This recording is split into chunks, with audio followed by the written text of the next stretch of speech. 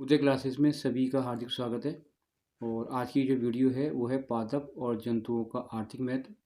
इसमें अति महत्वपूर्ण प्रश्नों का समावेश किया गया है। तो टाइम को ख़राब ना करते हुए अपन शुरुआत करते हैं।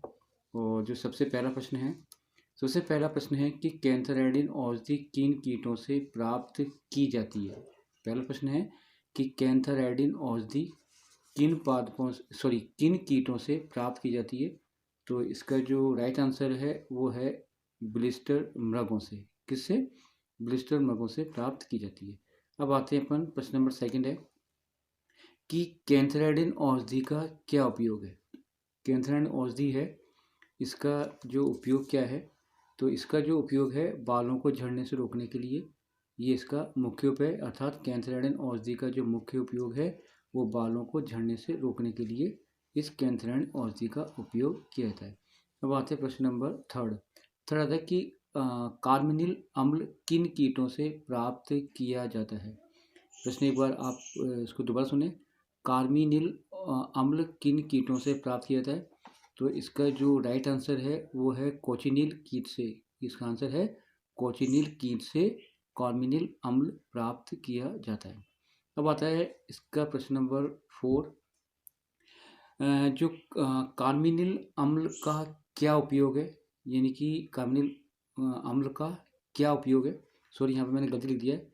यहाँ पर क्या क्या दोबारा लिख दिया मैंने, तो यहाँ पे आप इसको उपयोग कर लेना। यानी कि जो प्रश्न इस प्रकार से बन गया अपना कि कार्मिनिल अम्ल का क्या उपयोग है। तो इसका जो मुख्य रूप से जो उपयोग है, पहला है कुकर खांसी में, यानी पहला उपयोग हो गया आपका कुकर खांसी में।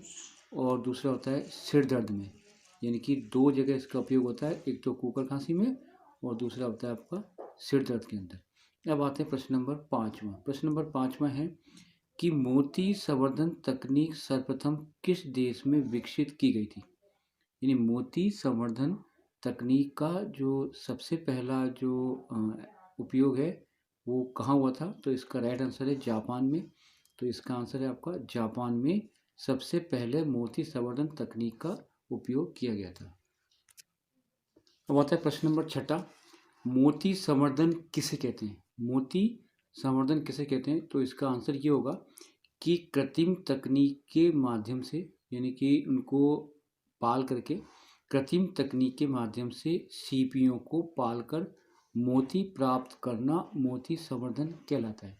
अर्थात जो इसका जो राइट आंसर होगा वो ये होगा कि कृत्रिम तकनीक के माध्यम से सीपियों को पालकर मोती प्राप्त करना मोती संवर्धन कहलाता है। ये आपका प्रश्न नंबर 6 हो गया। अब प्रश्न नंबर 7 है, लाख कीट का वैज्ञानिक नाम क्या है। लाख कीट का वैज्ञानिक नाम क्या है। तो इसका है लेसिफर लेका। ये इसका जो वैज्ञानिक नाम है किसका, लाख कीट का। अब आते हैं प्रश्न नंबर 8वां। प्रश्न 8वां है, लाख कीट का अनुसंधान करने वाली संस्था का नाम क्या है। लाख कीट का अनुसंधान करने वाली संस्था का नाम क्या है। तो इसका जो आंसर है वो होता है भारतीय लाख अनुसंधान केंद्र रांची, यानी बिहार। बिहार के अंदर लाख कीट संवर्धन वाली एक संस्था है, इसका नाम है भारतीय लाख अनुसंधान केंद्र रांची, बिहार। अब आते हैं प्रश्न नंबर 9। प्रश्न 9 है, रेशम कीट पालन सर्वप्रथम कहाँ हुआ था।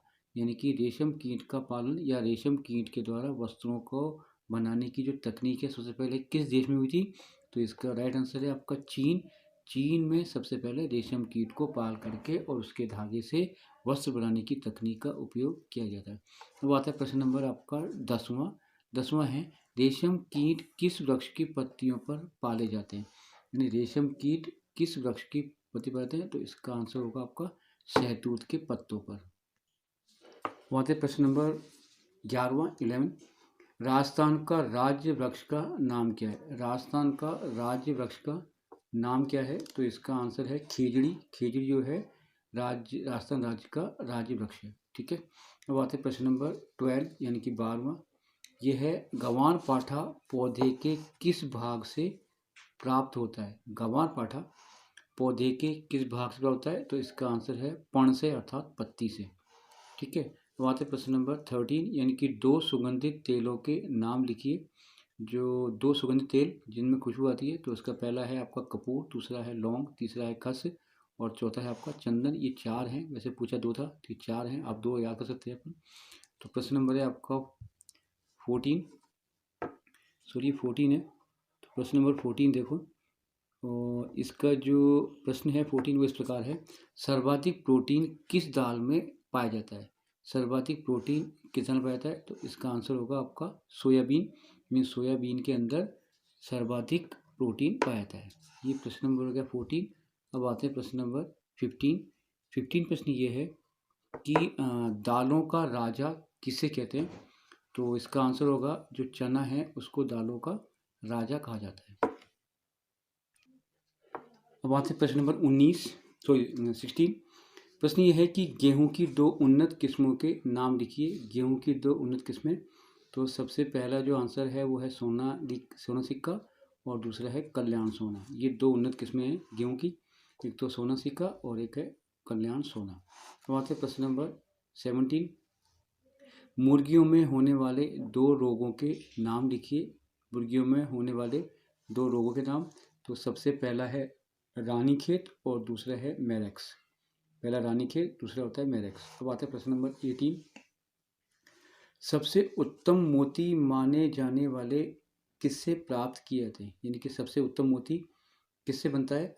तो इसका है आंसर समुद्री आयस्टर। समुद्री आयस्टर के द्वारा जो मोती बनते हैं वो सबसे उत्तम किस्म के माने जाते हैं। अब आते हैं प्रश्न नंबर 19। ये है कि सबसे उत्तम मोती का नाम क्या है? सबसे उत्तम मोती का नाम क्या है? तो इसका है लिंगा मोती। लिंगा मोती सबसे उत्तम श्रेणी का माना जाता है। हमारे चैनल को सब्सक्राइब करें, वीडियो को लाइक करें और शेयर करें। धन्यवाद।